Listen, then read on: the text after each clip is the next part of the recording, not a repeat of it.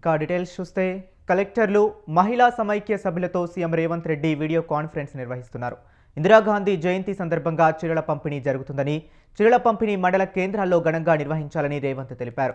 చీరల పంపిణీ కోసం నియోజకవర్గానికి ప్రత్యేక అధికారిని నియమించాలని అన్నారు.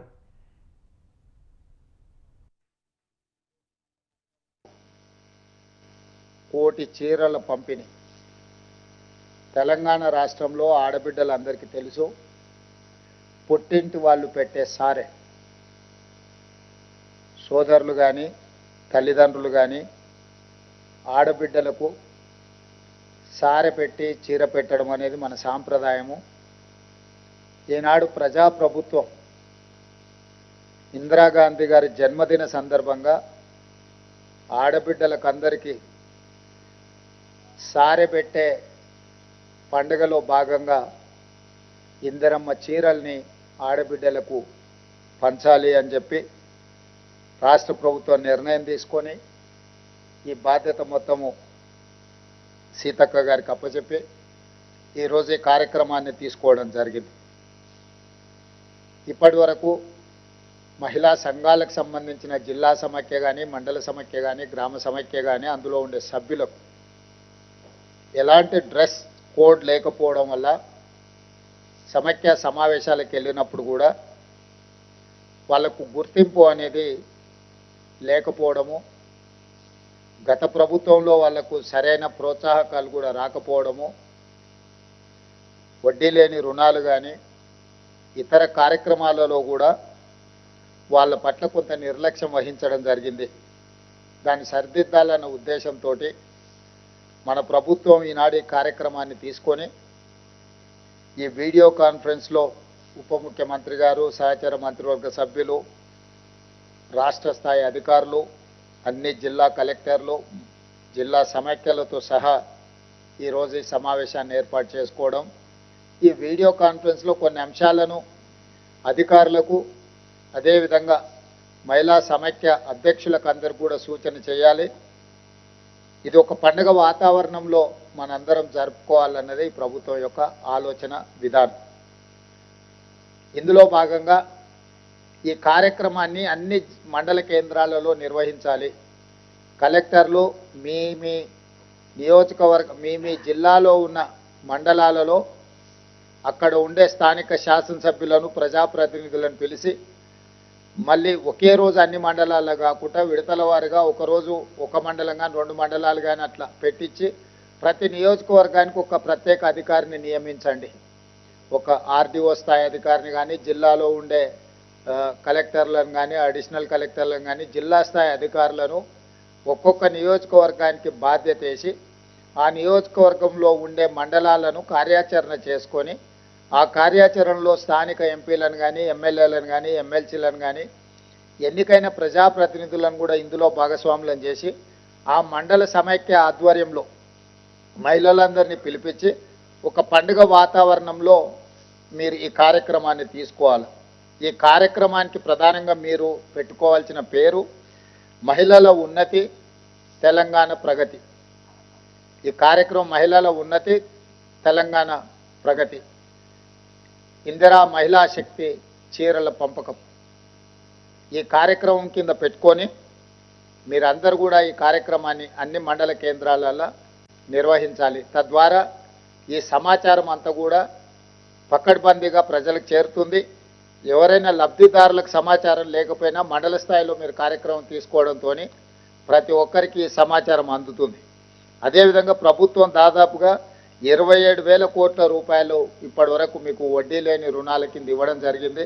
మీకు సంబంధించినంత వరకు ఆర్టీసీ బస్సుల్లో ఉచిత ప్రయాణమే కాదు, బస్సుల యజమానులను కూడా ఈ ప్రభుత్వం మిమ్మల్ని చేసింది. ఇంకా సంఘాలకు సంబంధించిన వాళ్ళు బస్సులు కొనుగోలు చేయాలని ఆలోచన ఉంటే చేస్తే ఆర్టీసీకి వాటిని తిరిగి మీరు ఎంజాయ్ చేయడానికి వాటికి ఆర్టీసీ నుంచి ఆదాయం వచ్చే విధంగా మీరు బస్సులు అక్కడ పెట్టుకోవచ్చు. అదేవిధంగా స్కూళ్ళలో యూనిఫామ్స్ కుట్టే బాధ్యత కూడా మీకే ఇచ్చినాం. ఈరోజు దాదాపుగా మీకు ఈ విషయంలోనే 30 కోట్ల రూపాయల ఆదాయం వచ్చే విధంగా రాష్ట్ర ప్రభుత్వం నిర్ణయం తీసుకున్నది. ఇదే కాకుండా అమ్మ ఆదర్శ పాఠశాల పేరు మీద గ్రామాలలో ఉన్న పాఠశాలలు నిర్వహించే బాధ్యత కూడా మహిళా సంఘాలకే ఇచ్చినాం. దీనికి సంబంధించి కూడా 554 కోట్ల రూపాయల పన్నులు మీకు ఇవ్వడం జరిగింది నాకున్న సమాచారం మేరకు. పెట్రోల్ బంకుల విషయంలో కావచ్చు, సోలార్ పవర్ ప్లాంట్ల విషయంలోనే కావచ్చు, ఇవన్నీ కూడా మిమ్మల్ని ఆర్థికంగా నిలబెట్టాలన్న ఆలోచనతోని ముందుకు తీసుకెళ్తున్నాం. ఇదే కాకుండా గత సంవత్సరం పాడి కొనుగోలు కేంద్రాల ద్వారా కూడా మహిళలు 80 కోట్ల రూపాయల ఆదాయాన్ని ఆర్జించడం జరిగింది.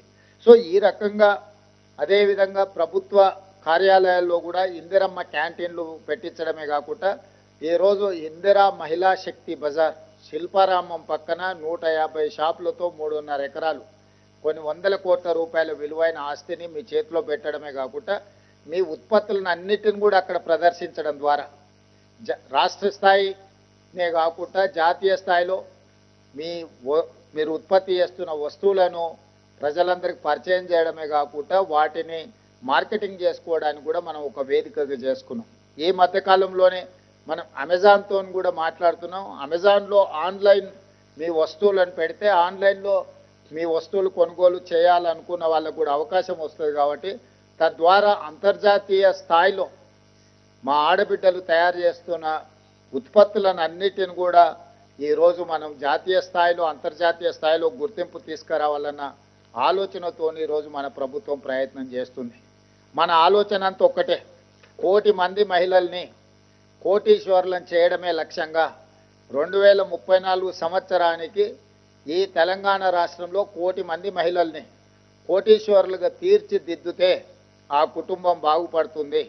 ఆడబిడ్డ ఆర్థికంగా బలపడితే ఆ కుటుంబంలో ఉన్న పిల్లల చదువులకు కానీ కుటుంబ సమస్యలకు కానీ అన్నిటికీ పరిష్కారం దొరుకుతుంది అని మనము బలంగా నమ్ముతున్నాం. దాంట్లో భాగంగానే ఈరోజు ఈ కార్యక్రమాలను తీసుకోవడం జరిగింది. దీనికి సంబంధించి కొన్ని సూచనలు కలెక్టర్లకు అదేవిధంగా సంఘాల అధ్యక్షులకు నా సూచన ఏంటంటే, మనం సిపెక్ రీసెంట్గా మనము జనగణన మొత్తం అంతా తీసుకున్నాం. మీ జిల్లాల వివరాలు అన్నీ మీ దగ్గర ఉన్నాయి. దానికి సంబంధించి మహిళల వివరాలు కూడా మీ దగ్గర ఉన్నాయి. ఈరోజు గ్రామాలలో మీరు మహిళలకు చీరలు పంపిణీ చేసేటప్పుడు మీరు ఈ డేటాని కలెక్ట్ చేసుకోవాలి. మీరు అక్కడ చెక్ చేసుకోండి, ఏ గ్రామంలో ఎంతమంది మహిళలు ఉన్నారో కూడా 99% మీ దగ్గర సమాచారం ఉంది. 1 ఏమైనా మిస్ అయినా ఈ మధ్యకాలంలోనే రెవెన్యూ తరఫున విలేజ్ సెక్రటరీ ఆఫీసర్లను కూడా వేయడం జరిగింది. అదేవిధంగా మిగతా సంస్థల సంఘాల సభ్యులను కూడా గ్రామంలో ఉండే ఎవరైనా మిస్ అయితే కూడా వాళ్ళ వివరాలు సేకరించండి. ప్రతి మహిళ ఫేస్ రికగ్నైజేషన్ వీడియో తీసుకోవాలి. అదేవిధంగా ఆధార్ నెంబర్ కూడా మీరు కలెక్ట్ చేసుకోవాలి. పంపకాలు జరిగేటప్పుడు తప్పిదాలు జరగకుండా చూసుకోవడమే కాదు, భవిష్యత్తులో వాళ్ళకి ఏ పథకం మనం పంపించాలన్నా కలెక్టర్ల దగ్గర రెడీలీ అవైలబుల్ డేటా ఉంటుంది. కాబట్టి కలెక్టర్లు ఈ విషయంలో ఒకటి సిపెక్ సర్వే డేటాను మీరు దీంట్లో క్లియర్గా మీరు ఆ డేటాను వాడుకొని ఈ చీరల పంపిణీ కార్యక్రమంలో పారదర్శకంగా, అదేవిధంగా మీకు ఎంతమంది మహిళలు ఉన్నారు ఎవరున్నారనే వివరాలు అందులో దొరుకుతాయి. అదేవిధంగా ఆధార్ నెంబర్ తీసుకొని రెండింటిని పోల్చి చూసుకున్నప్పుడు తప్పులు జరగకుండా ఉంటాయి. మూడోది, చీరలు అందించేటప్పుడు వాళ్ళది ఒక వీడియో తీసి మనోళ్ళు పెట్టుకున్నారంటే దానికి ఆధార్ కూడా ఇదైపోతే మనకు కరెక్ట్గా ఎక్కడైనా ఓవర్లాప్ అయింది కానీ లేకపోతే ఎక్కడైనా చిన్న చిన్న వివాదాలకు తావు లేకుండా కొందరు వచ్చినాయి రాలేదు అని వివాదం కూడా జరగకుండా, ఎందుకంటే ప్రతి మహిళకి ఇస్తున్నాం. ఈరోజు గ్రామీణ ప్రాంతాలలో 65 లక్షల మంది మహిళలకు 65 లక్షల చీరలు పంపిణీ చేస్తున్నాం. మున్సిపాలిటీస్లో పట్టణ ప్రాంతాలలో మార్చి 1 నుంచి మార్చి 8 వరకు 35 లక్షల చీరల పంపిణీ చేస్తున్నాం. అంటే 1 కోటి మంది మహిళలకు 1 కోటి చీరల పంపిణీ. ఏ మహిళ కూడా ఆందోళన చెందాల్సిన అవసరం లేదు. ఏ మహిళకు కూడా అందకపోవడం అనే సమస్యనే ఉత్పన్నం కాదు. కాకపోతే వీటిని జాగ్రత్తగా వాళ్లకు మీరు చేర్చాలి. ఈ రోజు నుంచి కార్యక్రమం నవంబర్ 19 నుంచి డిసెంబర్ 9 వరకు కార్యక్రమం ఉంటుంది.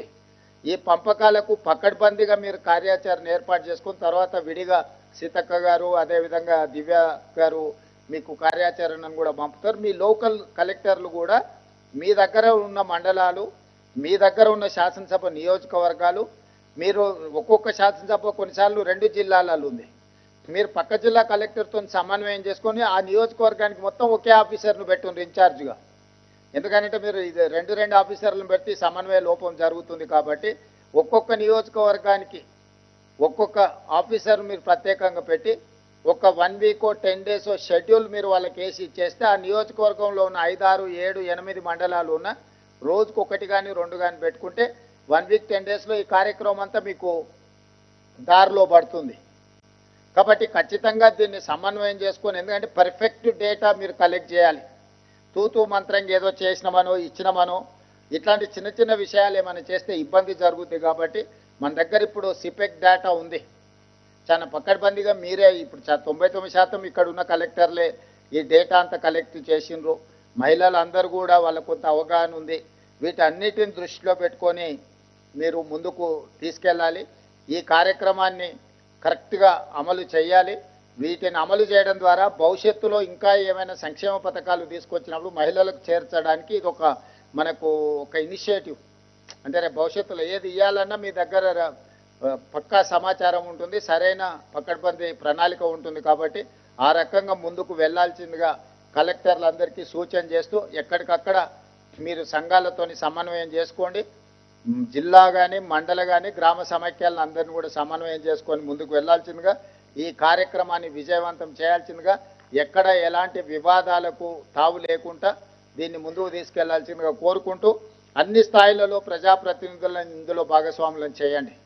ప్రజాప్రతినిధుల విషయంలో వివక్ష చూపించడం కానీ, ప్రజాప్రతినిధులను ఆహ్వానించకుండా మీరు ఇంటిమేట్ చేయండి అడ్వాన్స్గా. వాళ్ళకు పార్టిసిపేట్ చేసే వాళ్ళు పార్టిసిపేట్ చేస్తారు, ఒకవేళ ఎవరైనా పార్టిసిపేట్ చేయకపోయినా మీరు కార్యాచరణ తీసుకెళ్ళండి. కానీ మీరు ప్రజాప్రతినిధులకు సమాచారాన్ని అందించకుండా ఉండకండి. ఖచ్చితంగా స్పెషల్ ఆఫీసర్, నియోజకవర్గానికి ఒక స్పెషల్ ఆఫీసర్ బాధ్యత. ఆ నియోజకవర్గంలో ఉన్న ఎమ్మెల్యేలు కానీ ఎమ్మెల్సీలు కానీ ఆ లోకల్ ఎంపీకి కానీ ఖచ్చితంగా సమాచారం ఇచ్చి పర్సనల్ ఇంటిమేషన్ కూడా పంపించండి. దాంతో ఏంటంటే ఈ చిన్న చిన్న వివాదాలు లేకుండా క్లారిటీ వస్తుంది. ఆ రకంగా ఈ కార్యక్రమాన్ని మీరు ముందుకు తీసుకెళ్లాల్సిందిగా కోరుకుంటూ మరొకసారి శ్రీమతి ఇందిరాగాంధీ గారి జన్మదిన సందర్భంగా మహిళలకు అందిస్తున్న చీర, ఈ కార్యక్రమాన్ని విజయవంతం చేయాల్సిందిగా అధికారులకు సంఘాల సభ్యులందరికీ సూచిస్తూ సెలవు తీసుకుంటున్నాం. ధన్యవాదాలు.